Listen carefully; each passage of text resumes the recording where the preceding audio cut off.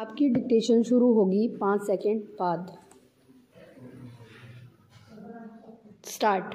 सभापति महोदय, आज हमारे देश में जो ऊपर से लेकर नीचे तक शिक्षा दी जा रही है उसमें व्यवस्था ही एक कारण है जिसकी वजह से शिक्षा का स्तर गिरता जा रहा है। पूर्ण विराम।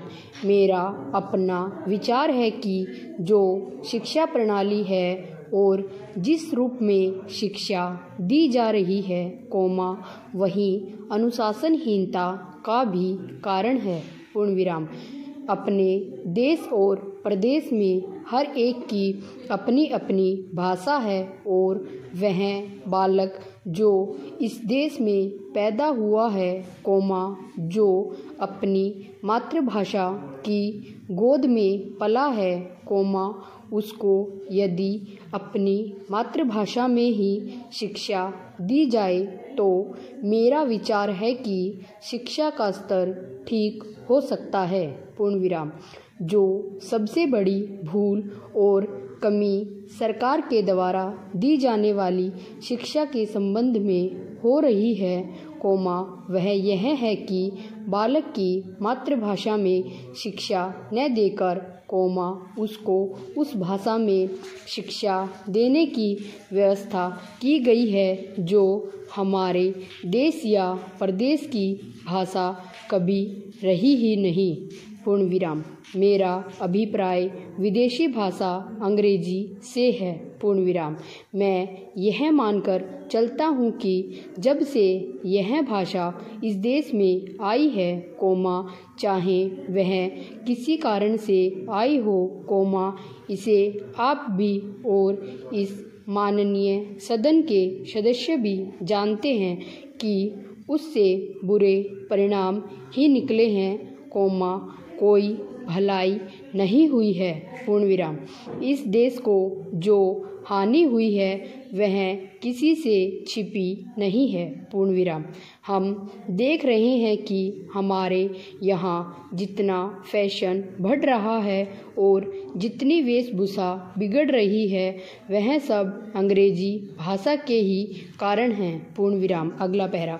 जिस समय यहाँ पर अंग्रेजों का राज्य था प्राय यह देखने को मिलता था कि वे लोग जो विशेष करके किसी न किसी तरह से सरकारी पक्ष के ही होते थे अंग्रेजों से मिलने के लिए जाते समय अंग्रेजी वेशभूषा का ही प्रयोग करते थे। पूर्ण विराम। परंतु यह इस प्रदेश और इस देश का दुर्भाग्य है कि अंग्रेजों का राज्य समाप्त हो जाने के बाद भी लोग उनकी वेशभूषा को पहनते चले जा रहे हैं। पूर्ण विराम। इससे जो प्रभाव हमारे देश के फैशन पर पड़ा उससे लाभ के बजाय हानि ही हुई है और हो भी रही है। पूर्ण विराम। मेरा ऐसा विचार है कि अंग्रेजी वेशभूषा से इस देश को बहुत हानि हुई है। पूर्ण विराम।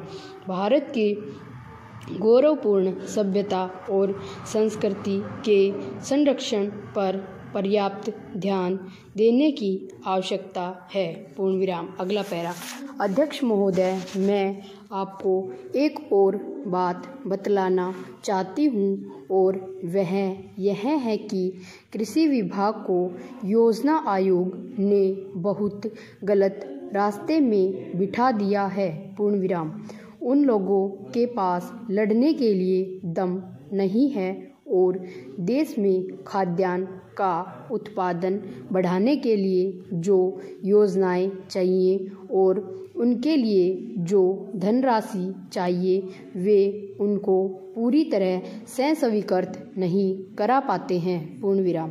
कृषि विभाग तो जमीन की तरह आधार होता है और उसी पर देश के लिए पर्याप्त अन्न पैदा करने का महान बहार है। पूर्ण विराम। इसीलिए यह बहुत आवश्यक है कि अधिक अन्न उपजाने के मार्ग में जो भी आवश्यक कदम यह विभाग उठाना चाहे उसमें किसी तरह की रुकावट न हो। पूर्ण विराम। बहुत सी हड़तालें हो सकती हैं। पूर्ण विराम। मजदूर काम से बरी हो सकते हैं, लेकिन किसी भी हालत में वे खाने से बरी नहीं हो सकते। पूर्ण विराम।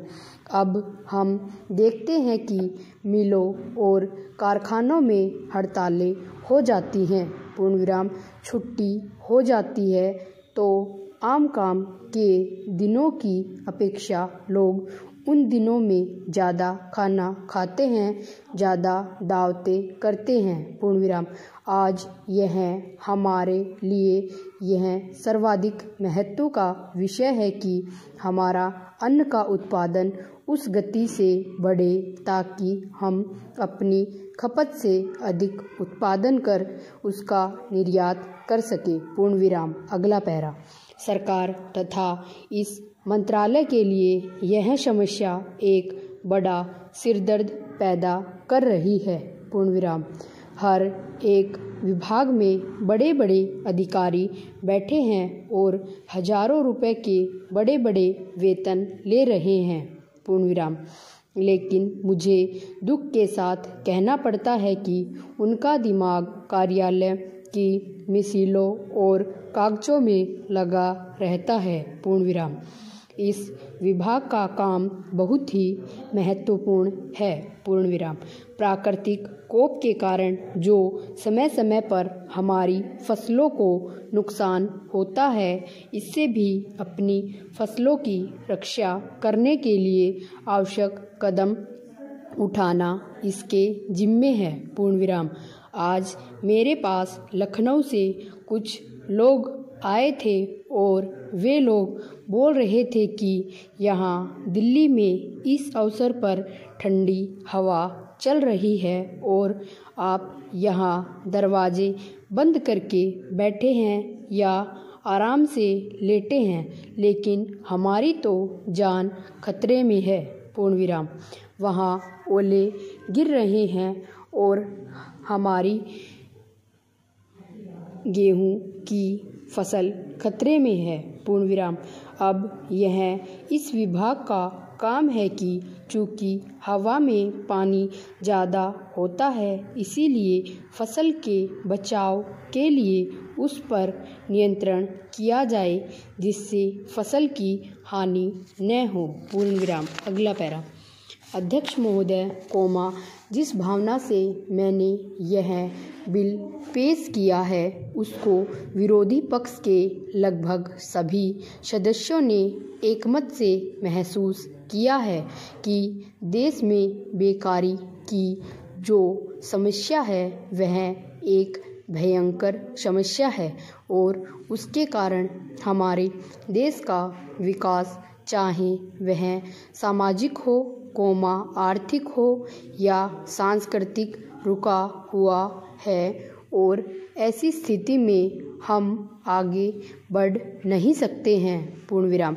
इसी प्रकार से इस परिस्थिति का निर्माण हम पिछले 54 वर्षों से देख रहे हैं। पूर्ण विराम।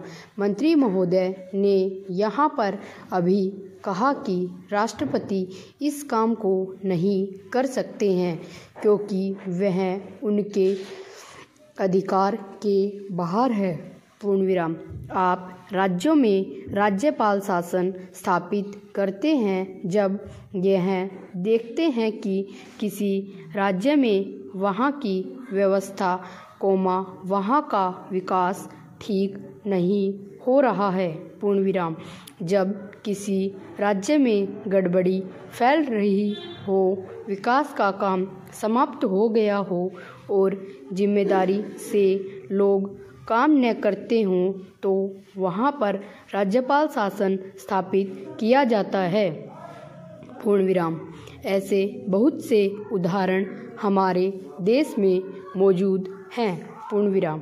उसी प्रकार से हमारे राष्ट्रपति हैं और अगर देश में इस तरह की स्थिति वर्षों तक चले तो कोई कारण नहीं है आपात के रूप में राष्ट्रपति इस देश की सुरक्षा के लिए, इस देश की उन्नति के लिए जिम्मेदारी अपने हाथ में न ले सकें, पूर्ण विराम। हमारे भाइयों ने बहुत से उदाहरण दिए हैं कि राज्यों में संयुक्त सरकारें नहीं चली, लेकिन उसके पीछे राजनीतिक हथकंडे थे, पूर्ण विराम। अगर कोई राजनीतिक पार्टी जिम्मेदारी से काम नहीं करती तो विधान में यह स्पष्ट है कि राष्ट्रपति शासन अपने हाथ में ले, पूर्ण विराम। मैं एक उदाहरण देता हूँ कि संविधान में आदिवासी हरिजनों के उत्थान के लिए प्रण किया गया था कि 10 वर्ष में उनकी सामाजिक तथा आर्थिक स्थिति को सुधार देंगे, पूर्ण विराम। अगला पैरा। लेकिन यह सरकार उसमें भी असफल रही, पूर्ण विराम। उसको एक बार 10 वर्ष के लिए बढ़ाया गया और दोबारा फिर 10 वर्ष के लिए बढ़ाया गया, पूर्ण विराम। इसी तरह से उसको बढ़ाते जा रहे हैं, लेकिन उनकी आर्थिक और सामाजिक उन्नति आप नहीं कर पाए हैं, पूर्ण विराम। इस काम में सरकार बिल्कुल असफल हुई है, पूर्ण विराम। पिछली बार सरकार पर अविश्वास का प्रस्ताव भी आया था और वह पास होने वाला था, पूर्ण विराम। इसीलिए मेरा कहना है कि हमारे देश में यह जो बेकारी की समस्या है वह एक बहुत ही भयंकर समस्या है, पूर्ण विराम। स्टॉप।